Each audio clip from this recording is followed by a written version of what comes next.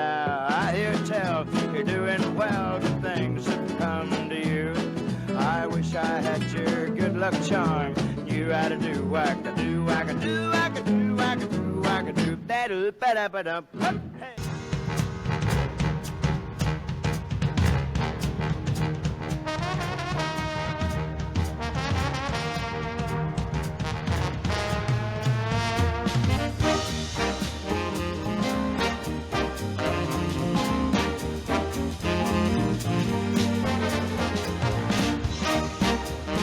The views expressed on the following broadcasts do not necessarily reflect those of KHLT, Take 12 Radio, or our affiliates. The opinions on this show should not be considered as medical, psychological, or professional advice and are those of the host, co-host, and guest. Take 12 Radio and KHLT Recovery Broadcasting are not affiliated with any particular 12-step fellowship.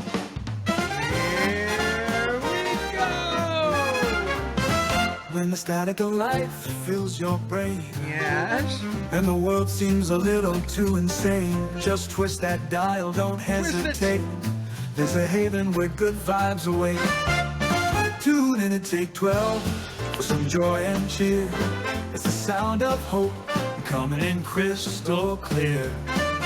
Recovery talk, the music so grand, a beacon of light, a helping hand.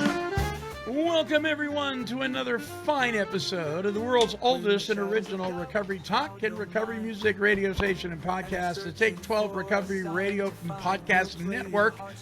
This is the Take 12 Recovery Radio Show with Roger McDermott from Huntington Beach, California, Dion Miller from TrudgingTogether.org and Raw Recovery, and of course, Colorado.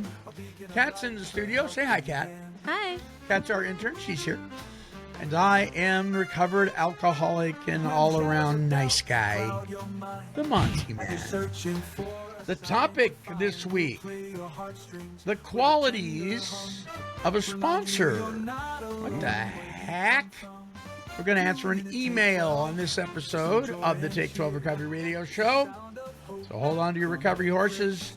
It's going to be a fun ride. Recovery talk, the music so grand, a beacon of light, a helping hand.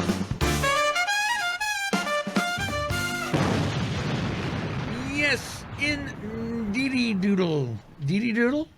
Dee Doodle. Whatever you say, Monty. Deely doo, deely dum, deely doom, dum dum, dum dum. Ay. Okay. Who was that singing at the very beginning of the show? Anybody know? Do not. Who that little ditty was? Roger, no. You should listen. Roger Miller. Roger Miller, old country singer, Roger Miller. How would I not know that? I know. Me either. Yeah. I mean, we've literally got the name on the screen. How do we not get that? Yeah, that was Roger McDermott Miller. Yeah, Miller. Roger and I sing that song. What are you talking about? Oh, boy. Hey, I got a treat for you at the end of this show. The closing song is actually written by yours truly. Ooh. Yeah. Written by Monty Meyer, the Monty Man. Yes. Authored the over-opinionated. Wow. Yeah. Over-opinionated, always right, even when he's wrong. Yeah. When I'm wrong, I'm right. That's right. Thank God for the Actually, that's not right, but we'll go with that. But that would make it wrong, which makes me right anyway, because when I'm wrong, I'm right. Oh, it's going to be one of those shows, Dion. Yeah. I'm prepared. It's a 3-day weekend. Poor cat has to put up with us. as she witnesses the shenanigans. Okay. We got a new segment. Oh, I like this. This is fun. And Dion was in on this new segment last week. Ooh. Yeah, when Dion was here, Kat was here. Guess who wasn't here? Roger. Yeah. You did it without me. Shame on you. You were gallivanting around the Arizona countryside. Yes, I was. All right. So let's see. Let's bring it up. Let's see.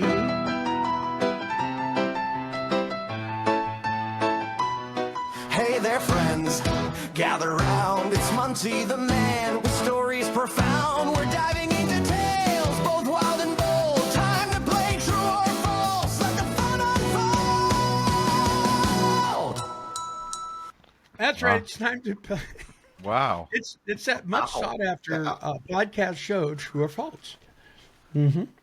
Okay, so there's 3 stories, right? And it's your job, including yours, Kat, to guess if they're true or false. See, hard choice, right? Can't see. Don't look. Kat's trying to look. She's I'm trying not to cheat. looking. She's trying to cheat. I am not. Okay. Story number 1. My parents were newlyweds in New Jersey and then moved to Illinois after I was born.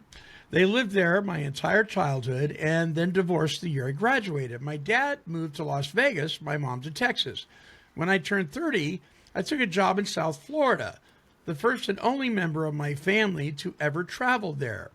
While at a local Goodwill in search of home furnishings, I found an old book of poetry on a kitchenware shelf. And I liked the book because of the cover. So I bought it for $0.25 and took it home with the rest of my stuff. Later that night, I opened the front cover and was shocked to see an inscription in my dad's unmistakable handwriting. It was his gift to my mom on their wedding anniversary. My mom had sold it at a yard sale 10 years or so earlier.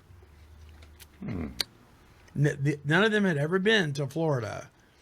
Is that story true? If you get it true, you get the Denver Bell. And if you get it false, you get the fluff machine. I forgot to get this out and get it ready. Is that true or false? Roger, what do you think? If you made all that up, that's interesting. I was wondering if that was before you got clean and sober and you made that story up, or after. I'm going to say that's true. What do you say, Dion? I'm going to go with true on this one. Kat, you think it's true or false? I want it to be true. Okay. So I'm going with So everybody's true. going to go with true. You are all right. Woo. Absolutely Woo. true. You can All right. ring my bell. Good job. All right. Story. Isn't this better than the weekly wine? Yes, Although way I'm- better. Although I got to catch up on those. There's so much to complain about. But none of it's valid, right, Roger?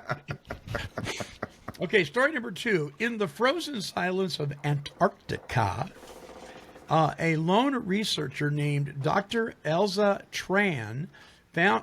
Eliza?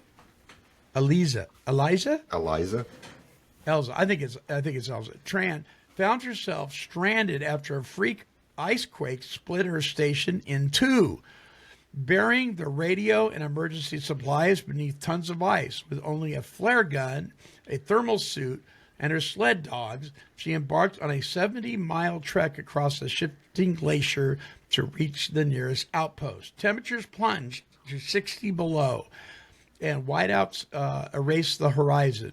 But Eliza, or whatever her name is, pressed on, navigating by memory and the faint Saint trails left by migrating penguins. On the 4th night, she fell into a what do you call it? Crevice? Crevice. Yeah. And broke 2 ribs. She broke 2 ribs. Yet somehow managed to climb out using an ice axe fashioned from a snapped ski pole. By the time she reached the outpost, frostbite had claimed 2 fingers and her sled dogs were collapsing from exhaustion. But she had made it.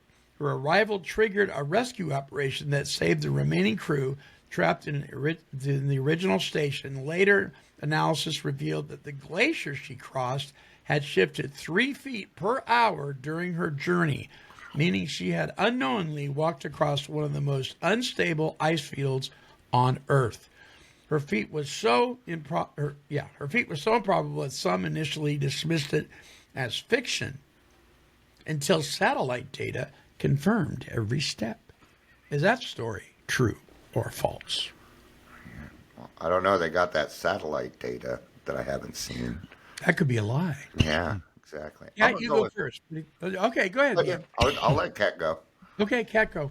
I Kat, think go. it's false. False? Kat says false. I'm going false. I'm going with False? Roger?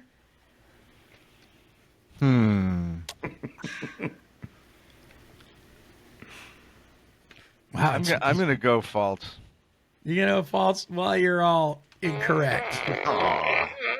It's just my instinct was true because it's hard to make all that up. It But- is. It is. Okay. I'll stick with my first instinct next time. It's all Dion's fault. He made me shift. Yeah. You have peer pressure. I'm And all what Cat does too. Indian- It's Cat and Dion's fault. Cat do. Catman do. He said doo doo. I even Okay. say duty. So what's this all have to do with recovery? Of course, what we say last week, because we have fun. Yeah. You will have fun in recovery. Okay, story number 3 and the last one. Delzy, an old farm gal who was raised in and around horses and peach orchards, found herself a widow after many decades of marriage. When her husband passed away, Delzy moved around a bit, but found herself right back in the San Joaquin Valley.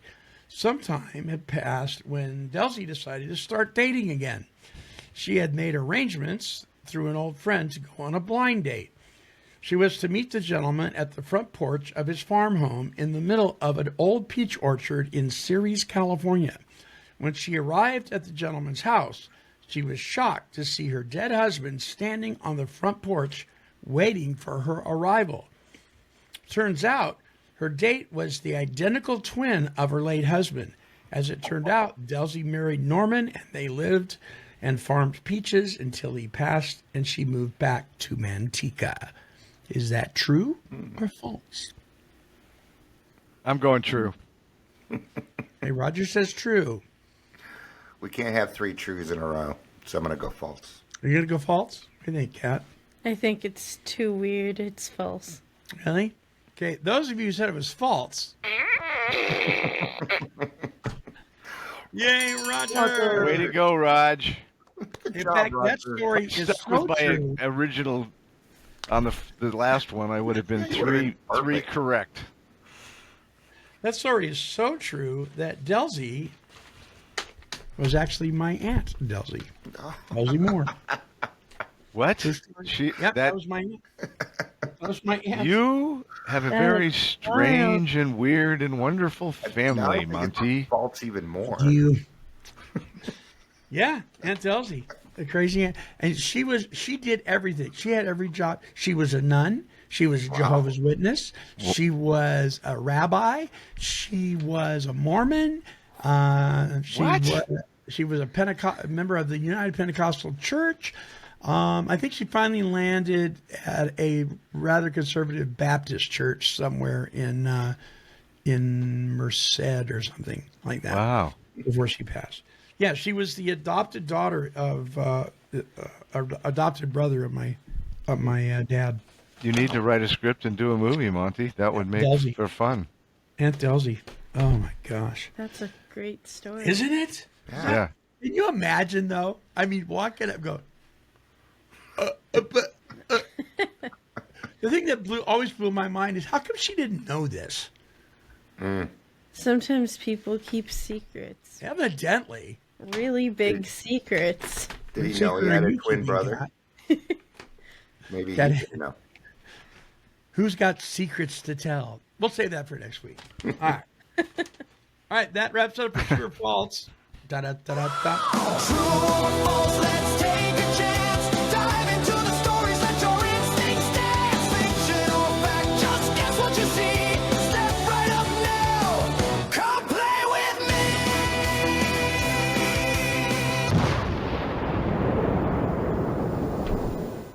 There you go. Hey, listen, if you're sick and tired, I got my red one today. I'm feeling a little communism here in my coffee cup. That doesn't bother. I mean, I shouldn't even joke. like mine's that. just some devil they dude had- playing the drums. It's Who is it? Playing the drums? just some devil dude. Some devil too. What's wrong Yeah. with you? And then he's got a rattlesnake. Snake. And all I got is a little Nomi. Little Nomi. No, me. Okay.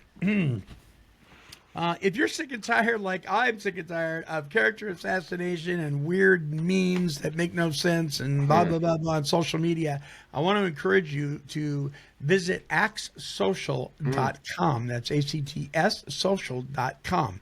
This is the platform with a purpose.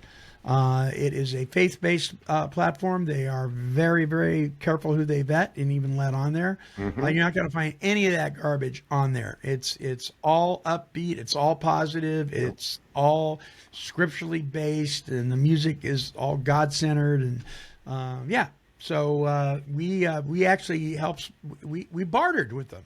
We actually helped sponsor them, and they in turn help to sponsor us. And so we're automatically, all of our video feeds are automatically uploaded to Act Social. We don't have to do anything. Beautiful.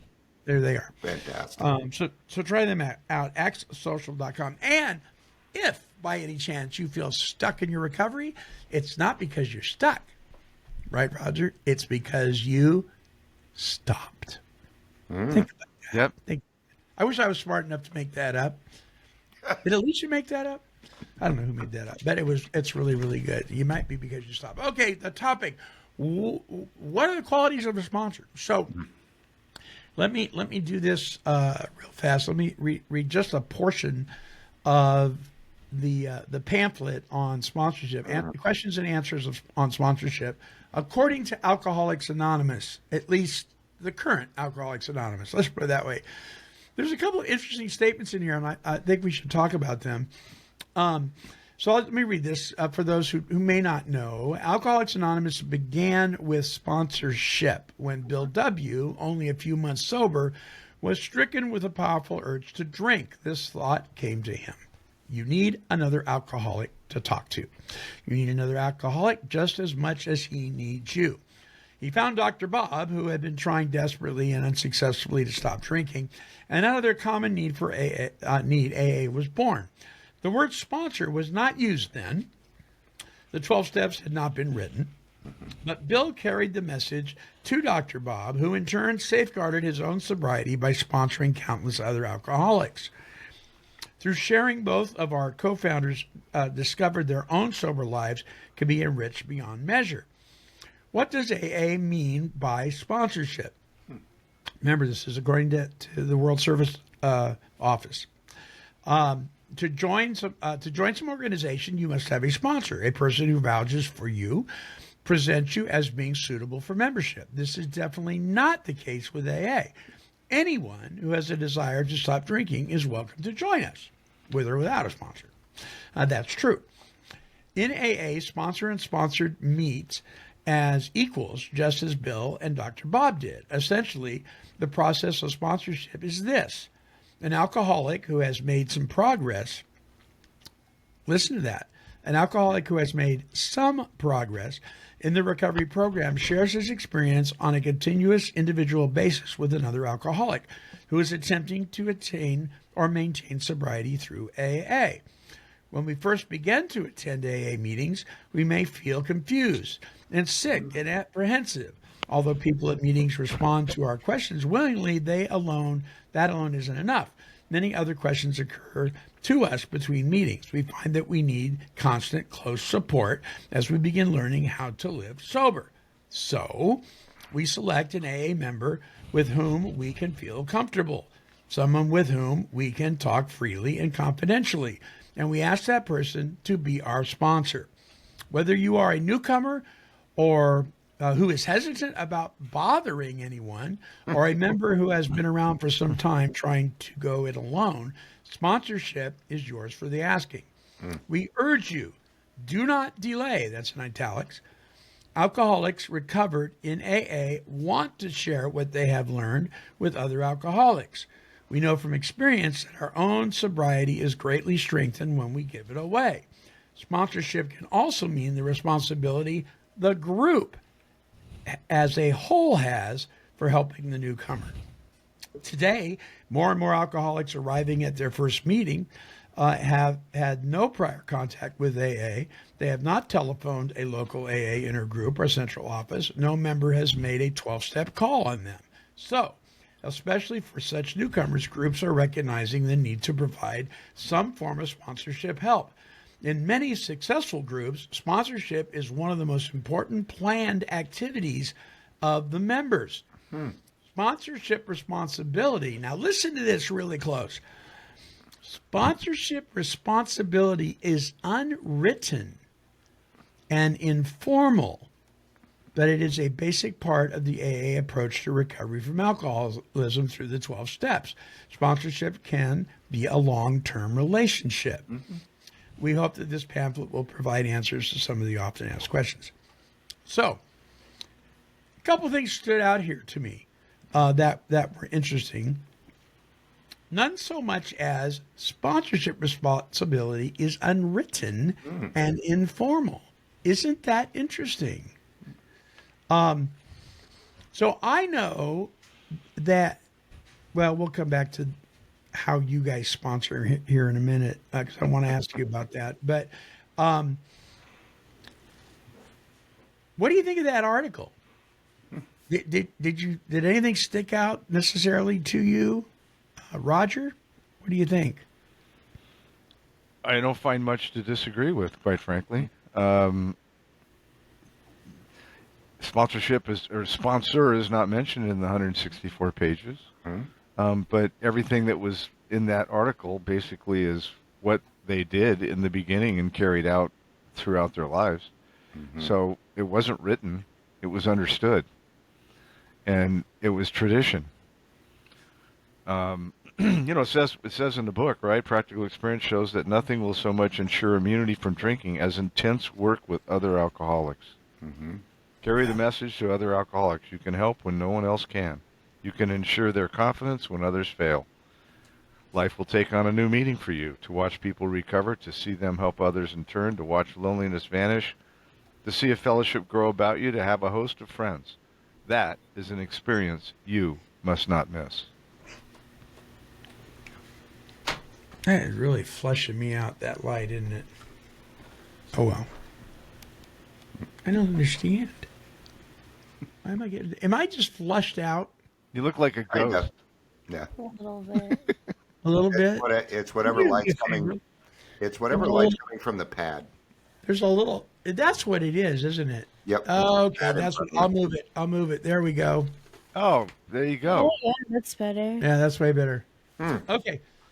Yeah. Dion, what about you? Did anything stick out there to you that you took issue with or you agreed with, or? It's hard for me to disagree with Alcoholics Anonymous, considering, what it's done for me.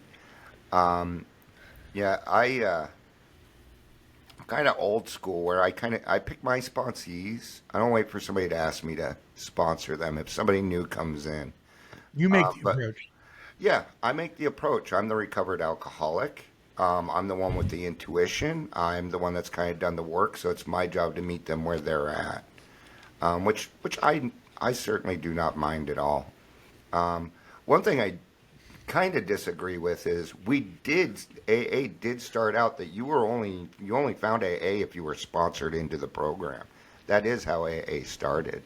So I disagree a little bit What that do you we mean by didn't that? do that, because that's exactly how we started, from my understanding. Well, I think in the article, I think they're crediting Bill and Bob's first meeting with Absolutely. unofficially being the beginning of it, the birth of it, right? Yeah. There was another gentleman just as whacked out as Bill and Bob, and you and I, and all of us, that takes credit for naming AA. But it's interesting because AA, Alcoholics Anonymous, was actually named before Clarence Snyder actually took that credit. But Yeah. but who cares? Exactly. The deal of it is, though, I think what they're saying is that was kind of like that's the roots that it wasn't deemed AA yet. But one of the things that I thought was interesting, and I agree, it says in AA, sponsor and sponsored meet as equals. Absolutely. That kind of flies in the face of the way some people sponsor people today, doesn't it? They kind of hoard their sponsorship over them, Are you willing to go to any length? And what does that mean? Well, okay, I want you to come over, and we're gonna have a nice chat tomorrow over coffee. I'm gonna buy you breakfast, and then you're gonna mow my lawn. That happens. That's abusive, I think. That is Utterly a- ridiculous. Yeah. Well, you said you were willing to go to any lengths. I'm like, That is- oh my yeah. gosh. I think we mean spiritually. Right? Yeah. This is what we're talking about The here. big not- thing is, yeah, we're talking about, are we willing to change the way we think? Absolutely. Which is huge. Huge.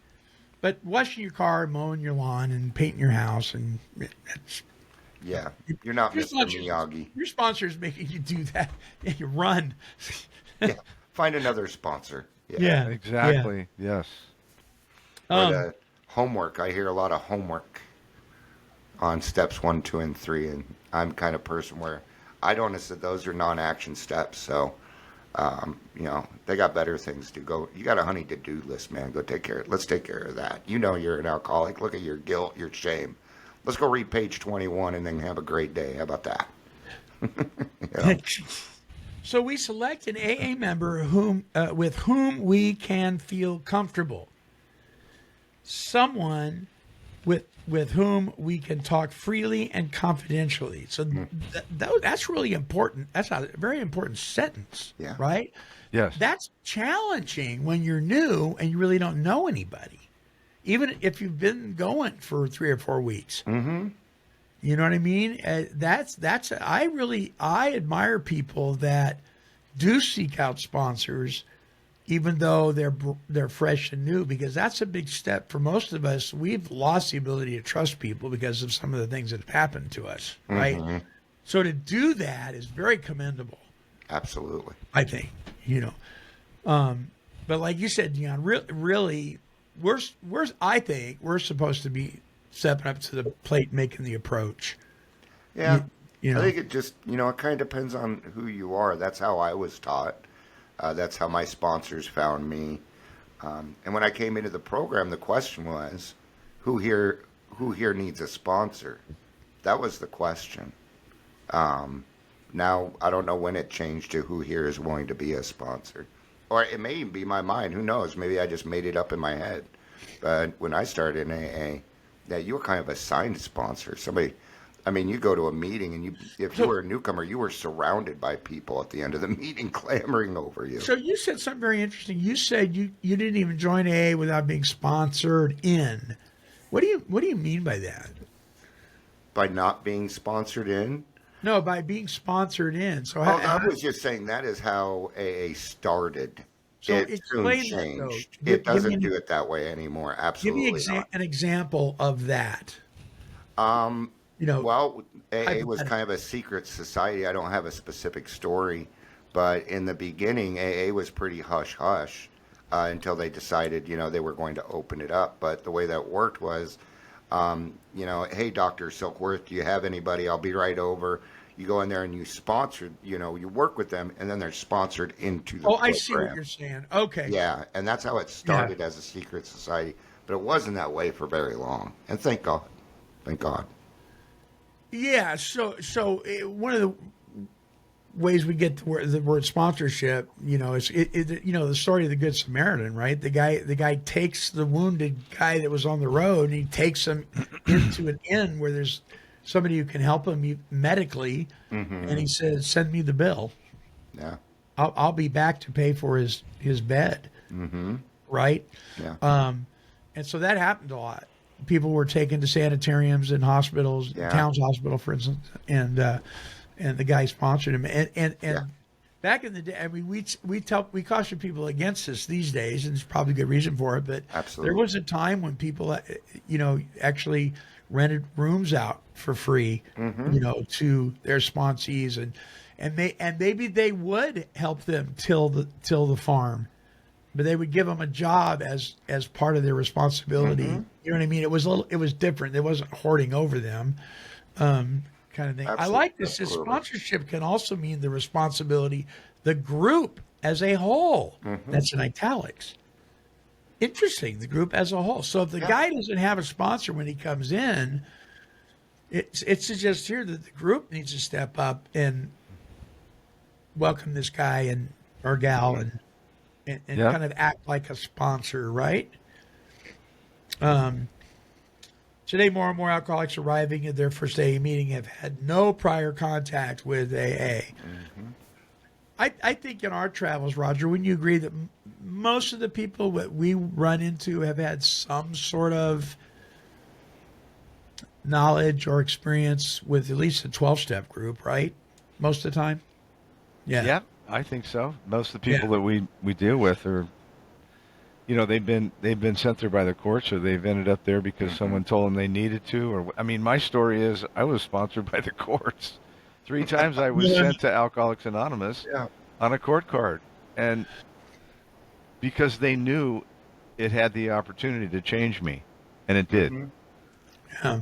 So I was sponsored by the courts. So the paragraph sponsorship responsibility is unwritten and informal, but it is a basic part of the AA approach to recovery. Sponsorship responsibility is unwritten and informal. So here where it kind of brings into, I want to pick your guys' brains on kind of how you sponsor. Now, and I'll do mine really quick, and then I'll turn it over to you guys. So the way I do it is whether I make the approach, if I make the approach, and that I try to do that if I'm in a meeting, I pretty well know who's new, and or if they come to me, my question is always the same. Do you think that you have a problem here? Is there a problem with your relationship with alcohol? Well, yeah. Okay. I may have a solution for you. Are you interested? I just simply ask them that. And if they say, well, what does that mean? No, wrong answer. Are you interested? And if they say yes, and actually I've never had anybody say no, we'll sit down over coffee or something, or sit in the front seat of my truck or something like that and discuss what that means, And so, once we've done that, I get them a big book if they don't have one already. If I give them a big book, and I send them home with it. And I said, now I don't, so most of the time they know how to read. I've only had one guy that really had trouble, but send them home, and I want them to read. I don't just send them home and say, read how it works. I want them to read the doctor's opinion. I want them to read. And every place where they identify, I want them to underline it or highlight it. Every place you identify with this. And let's just start out with the doctor's opinion and Bill's story. And let's do that, and then let's meet again tomorrow. What time can you meet tomorrow? Tomorrow? Yeah, tomorrow. Right away. Okay. Or ASAP. And what usually happens is they come back and they've got all sorts of things underlined. And they say, okay, we may have a solution for that. And then at that point, I sit down with them, and, I take them. I use a thing called the Came to Believe Recovery Workbook, kind of as a helper, because my sponsees know right off the bat, even if they don't believe the way I do, that's fine. They know, though, that I'm a born-again believer. I'm going to come from a Christian perspective, but they don't have to. They know that, right? But that's kind of my help. But I go through the AA Big Book with them, and I walk them through those steps. I actually take them through those steps with the book, and particularly where it says recovered or recover or recovered, I have them underline that specifically, and we go through it. And I try to do it within a week at the most. At the most. Sometimes it's hard to get together with people and make that happen, but very quickly, very, very quickly. If they're an alcoholic of the desperate variety, we need to do it quickly, And so I take them through that. I introduce them to the God that I believe in. I haven't sponsored anybody that said, no, I'm not interested in that. Everybody has. And I've watched some amazing things happen. I am not there for them at 3 a.m. unless their house is on fire. You know what I'm saying? Don't call me at 3 a.m., unless you really need to call. my cat peed on my carpet. Oh, that's nice. Go back to bed. But I'm available for them in a reasonable sense. Mm-hmm. In a reasonable sense. I'm not their lawyer. I'm not their doctor. I'm not their marriage counselor. I'm not their loan officer, and I'm not their taxi. I'm just not. So anyway, that's me in a nutshell. Which one of you guys wants to go? Because I know, Roger, you do things a little differently, right? Well, I've made every mistake you could make in the beginning being a sponsor. So, I chased people. I was going to fix them. I can help you. You listen to, but I don't do any of that anymore. I do what my sponsor did for me when I asked him. He asked me 3 questions. He said, "Are you willing to go to any lengths? Are you an alcoholic?" Yes. "Are you willing to go to any lengths to stay sober?" Yes. "And are you teachable?" And I said yes. And that began the process.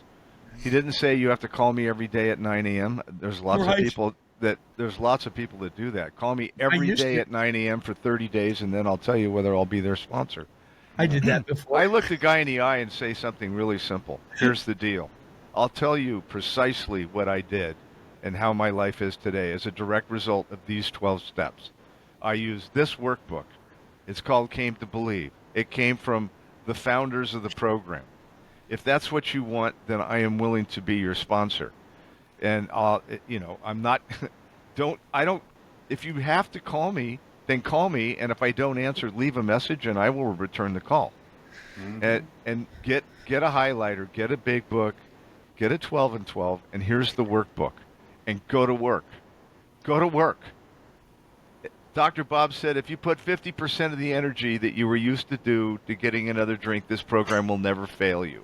You said you're willing to go to any lengths. So here we go. And I will be there for you, to talk to you, to share my experience, strength, and hope, to pray with you, to pray for you. But I can't sit down and read the big book with you because I just don't have time. You read the book, you call me with questions, you underline and highlight, and then we can get together. So that's what I do. You don't sit down with the big book and read through the first 164 with them. No. What I do, I read with them what is relevant to the 12 steps. I tell them to read here's what my sponsor said. I want you to spend some time in the doctor's opinion, and I want you to read Bill's story, and highlight, get a notebook, and write in different colored pens, just like you said, Monty, things that strike you. Something hits you when you read this. I want to get together and talk to you about that. But I don't have time to sit down and read every page of the big book. I don't. If you want someone to do that, I'll recommend some people that can do that for you or with you. But I can't. And that's plain and simple. If you want it, you want what I got, I'm willing to share what I know and what I've learned. Good. Dion? Yeah, it was great stuff, man. It was great stuff. I'm a slow and steady guy. Dion's slow. He said he's slow. What's great about AA is we have different kinds of sponsors because we're different kinds of people. Right. I do some of the same things. I almost always make an approach. People don't ask me to sponsor. I come across as kind of gruff, which I can be, but I'm a pretty kind guy. Until you get to your 4-step and I threaten to fire you because you ain't doing the work, which happens every time, but it's part of the process. But, that's where my intuition, where, I'm listening to God comes in. Hey, Dion, this person over here needs your help.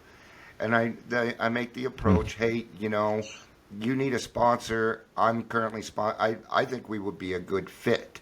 Would you be willing, to sit down? And I explained, hey, what we're going to do is we're going to sit down once. And, even after a little while, if you don't like me, if it's not working, you let me know. And we'll go find you another sponsor. I'm willing to do that. Because my intuition is always correct. Well, Dion, I need to go a little bit faster than this. You're not fast enough. Then I can send them over to somebody like Roger or Monty that does it a little bit faster, that fits the needs of that person. I'm real big on meeting people where they are at. I do have other skills. I am educated in this industry. I was a drug and alcohol counselor at the age of 20. I worked detox. So I'm familiar with the clinical side too. And sometimes that comes into play. That can enhance it, right? Yeah. It Yeah. does. In the beginning, what I teach is accountability and delayed gratification. That's the first things that we're going to work on. So I ask questions about the family. I'm going to find out who they're close to. Usually it's their mother because I work with men. When it's women, it's usually their father or uncle, something like that. You sponsor women? I will sponsor women. Not that often though. It's not. It's going to have to be. I would rather. Here's the thing, because it doesn't say anywhere in the big book that how we do it. Right? It's unwritten. But I have found that when men come into the program, they're like, I only get along with women. You know, and women come into the program, they say, I only get along with men. Well, we have to learn how to get along with the same sex. That's part of the problem. This is a brotherhood. This is a sisterhood. Yeah. So I do have them text me every night for the first 30 days. Hey, I stayed sober today. If they miss it, I don't give them a hard time. Usually when I meet them next, they're like, I'm sorry. I don't have to say anything usually. And then I do it the way that my sponsor. You can see all this writing on the beginning, and I go through every word in the first 164 pages. Because for us, this is going to be their guide for sponsoring. But when I first meet with them, I ask the pertinent questions like, hey, there's no right answer to this, but I just need to know so I know how to help you better. How do you feel about God? I ask these invasive questions so we can get to know each other a little bit. But I'm kind of a slow and steady guy. It takes us about a year to get through the work. It's going to be very thorough. It's also, my thing too. I like the cadence of meeting once a week. So I don't give homework on the first 3 steps. Instead, and I'll kind of finish up with this, in the beginning, what I do is I know that that they feel bad about everything. And so I tell them what my sponsor told me. He said, Dion, I know that you want to go in there and apologize to your wife.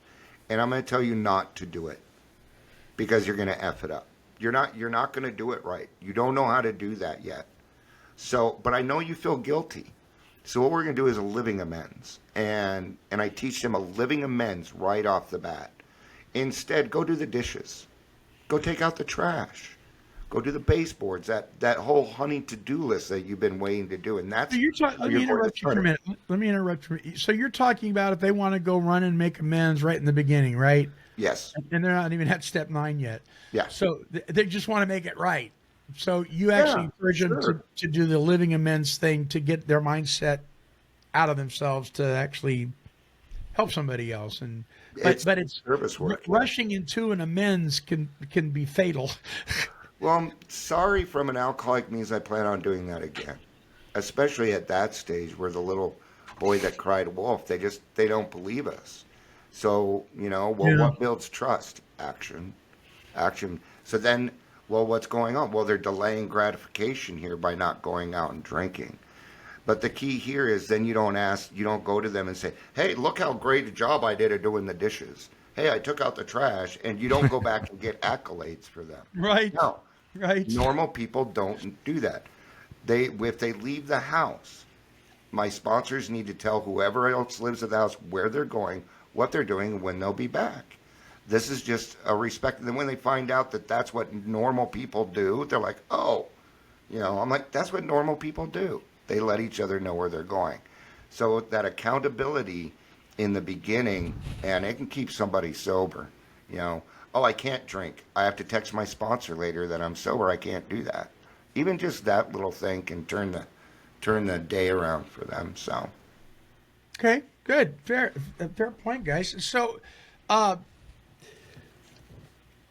what about the qualities of somebody who's sponsoring? I mean, there's some words that stand out to me: integrity, reliability. I'm not saying that a sponsee should abuse those things because they will, right? oh yeah. Truthful, honest. Is this guy going to tell me the truth even if it's uncomfortable for me? And is he going to do it in a loving, kind way? I mean, I need to make sure, especially when I get frustrated with the sponsee, that I go to God and say, God, you're going to have to help me with this because my flesh wants to read him the riot act. You know, so empathy and integrity would absolutely demand that I talk to my creator before I go and corner this guy because he's being a brat. You know what I mean? Yep. But what are some of the qualities of a person that maybe we should have? Because I got to tell you guys, there's people in the rooms of the 12-steppers. I'm talking about any 12-step program. They have no business sponsoring anybody, even though they've been sober and clean for 30 years. They don't. I agree. They've been abstinent, but they're not recovered. You know what I mean? Agree. Yeah. So what do you think? What are some of the qualities that a person should look for? Not besides who I feel comfortable with and who's closed mouth. You know what I mean? Shouldn't there be some qualities there that you look for in a person? Absolutely. You know, watch their actions compared to what they're saying. There you go. Is one thing. You know, how they're treating other people after the meeting. There's a lot of things that you can kind of do. The eyes will kind of tell you. People that have done the work, their eyes shine. You know, and they carry a certain, you know, self-esteem with them, and they treat people a certain way. People that have done the work. Usually, the two-steppers, which means you're doing step 1 and 2. It's not the country dance that we're talking about in AA. That's called two-stepping. Those are usually the people that pound on the desk while they're saying how grateful they are. You know, they seem angry, but they're acting like they're grateful. So, you know, give it a little bit of time. And, you know, there's always the ask God for direction. You know, we can do that also. So those would be a couple of things that I would probably suggest that you look for. Roger, qualities of a guy that's sponsoring somebody? Well, I've learned that being vulnerable, transparent, rigorously honest, completely principled about what I say and do, and let my actions follow what I say. Yeah. I want nothing to do with hypocrisy. I've told Monty before that line that I heard years and years ago. I heard, truth without love is brutality, and love without truth is hypocrisy. Yeah. And I heard a pastor say that probably my first year of sobriety, and it literally changed my outlook on AA, the workplace, the home, the church, you name it, wherever I go. I want to be a person that has love with truth. And when I have love with truth, then I can be vulnerable, transparent, rigorously honest, and principled, because I'm not playing any games anymore. Yeah. And I'm not here to impress you. I'm here to tell you precisely and report to you exactly in the context of recovery what happened to me as a direct result of what I did. And that's who I want to be. That's who that's who I am. That's who I pray to be, and ask the Lord to help guide and direct my every word, thought, and action, that it comes off that way. Yeah. And I don't have any secrets anymore, so I tell newcomers, I said, I am you. Just so you know, I am you. Whatever you think and whatever you've done, I've done it. And so don't have any secrets, because we're going to laugh and cry together and pray together. So you don't have to feel weird. You don't have to feel uncomfortable. I know how you feel. And that's what happened with Bill and Bob when they met. Yeah. Bob said he told Ann Smith, I don't want to meet this bloke. Right. She badgered him for so long. He said, I'll give him 15 minutes. And they were there in that kitchen for 6 hours, and that's how it began. Because that was one person looking at the other person and going, oh, my word, we are exactly alike. Yeah. And it was full of hope and love and truth. It's beautiful. So the email that I received, and we're gonna wrap it up with answering this email. The email comes from Peter. He said, I've been attending my local AA meeting for about 2 weeks and have yet to find a sponsor with much sober time or one that has worked all 12 steps. Should I just go ahead and ask someone who seems to have things in common with me, or do I need to wait until I find someone with more experience? Thanks for your podcast and all the workshops you do on your station, Peter. So it sounds like Peter is attending a meeting where there is little experience as far as the step process goes, and he's looking for a sponsor. And of course, I don't know any more of this story. I mean, maybe he's in a rural area, or my first response would be, look at your meeting directory, Find another meeting. That's exactly. Find another meeting.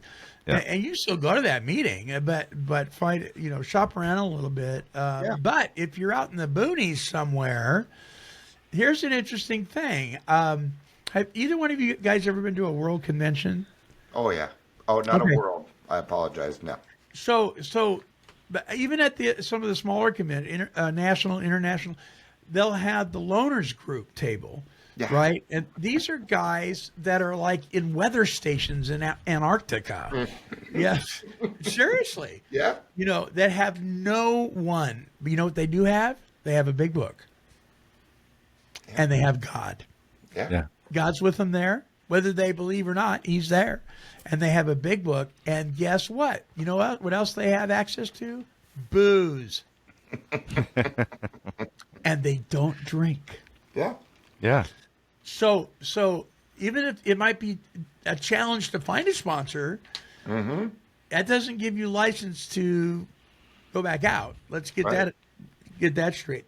But what would you guys say to Peter, besides maybe find another meeting?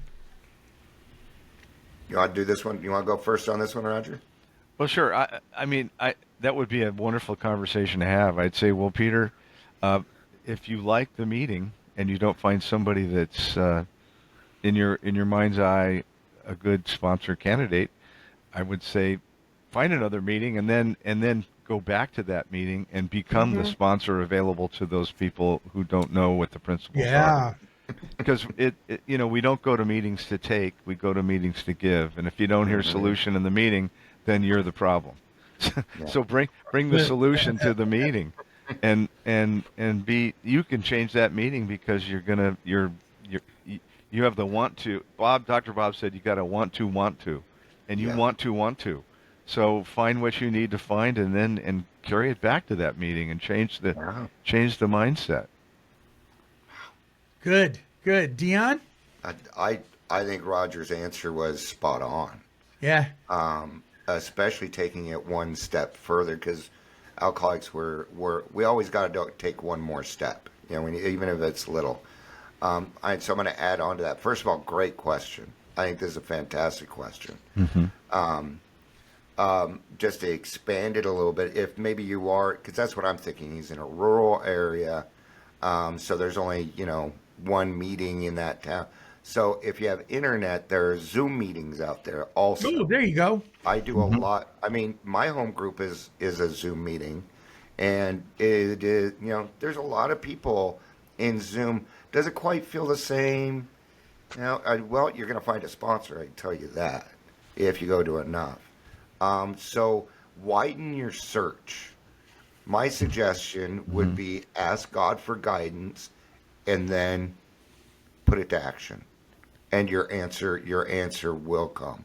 If it goes on too long and you're unable to find a sponsor, reach out to one of us three and we'll help you find a sponsor. Sure. Sure. All good answers. All really good answers.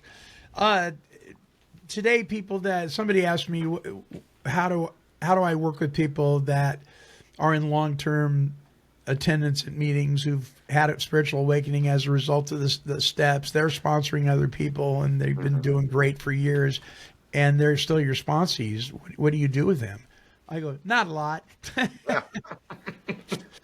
I might have a book for them to read once in a while. Hey, you might want to read this, man. This really made me think about you today. We'll touch base. The people that I've sponsored in the past, there's very few of them. It's because they've moved away. The rest of them, they keep in touch, but we're not. The relationship shifted. We're more friends now. You know what I mean? Yeah. It's that we are.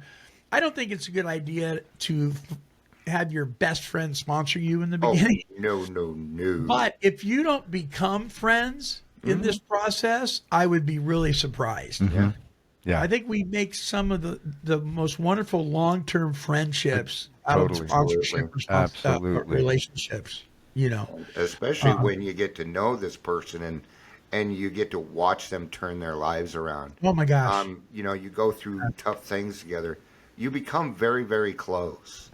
A lot of my sponsees end up, now they just go live with me because we've kind of covered everything. So now we take that hour and give back to the community instead of what we do. So one of the things that some people miss that's vitally important when we at least in our mainstream 12-step fellowships, when we sponsor people, we're really training them how to sponsor people. Oh yeah. You know, they may not do it exactly. I mean, they're going to put their own spin on it and their own personality and all that stuff. But we're going to give them the tools that they can give other people, right? Yeah. You know, that's because it's the hook in this thing is, oh, we're going to help you get sober. That's the hook. But then once we got them, it's like, surprise. You're going to learn how to be a maximum service to God and the people He puts in your life. Woohoo! Woohoo! What? Like, what? Well, you got the barrel over our head, all right, but what do we do from here? Oh, all right. All right, guys. Great show. So, as promised, Monty Man wrote a song. And I'm going to share it with you guys. And that's just how we'll close out. This is not me performing it. But the words are mine. And I sent it to a friend of mine who I've been estranged from for a long time. Actually, another friend sent it to him. And they said, you really need to listen to this because Monty's not the guy that he used to be. You know. Yeah. So check out the words of this. I'm sharing this with you guys. It really, I hope it touches somebody's heart. It's called Here's to the Moments. Here we go. My name is Monty, and this is my story.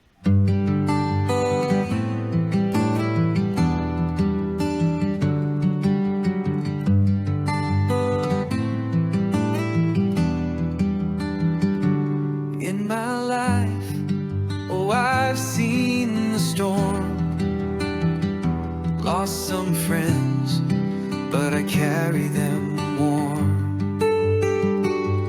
Through the shadows where the memories lay, their laughter and tears never fade away.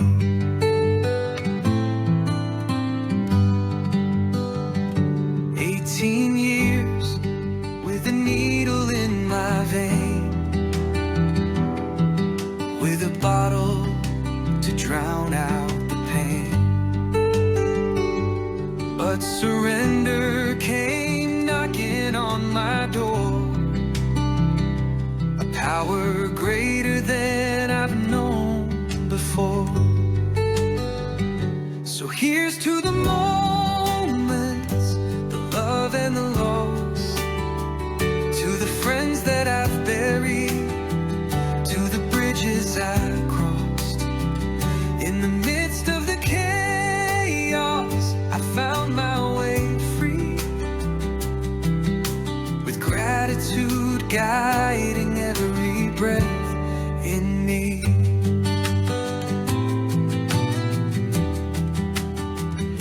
Once a prisoner to the cravings that bind, I surrendered in silence, left the darkness behind. He took my hand and he showed me the light. In the heart of my struggles, I found my fight. I owe a debt of gratitude, it's clear, to those who stood by me, who held me near. With each step in recovery, new friends I have found. In this circle of healing, love and hope abound. So here's to the moment,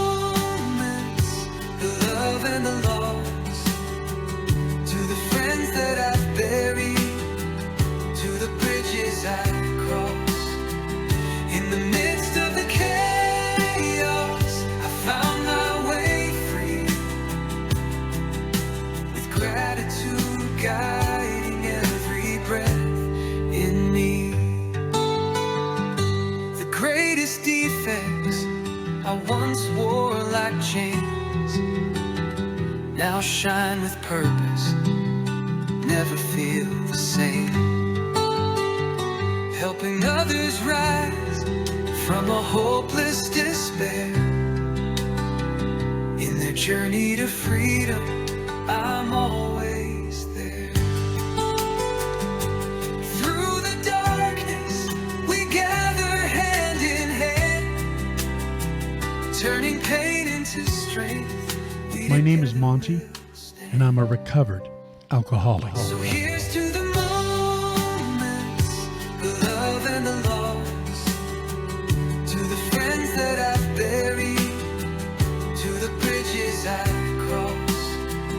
In the midst of the chaos, I found my way free, with gratitude guiding every breath in me. Until our next broadcast, this is the Monty Man along with the rest of the Take 12 Recovery Radio family, and we are wishing God's perfect serenity for each and every one of you. Don't let the weights of the past keep you down. There's a melody here to turn it around. In each story and song you'll find a friend, a chorus of courage that'll never end. This has been a broadcast of Take 12 Recovery Radio and KHLT Recovery Broadcasting.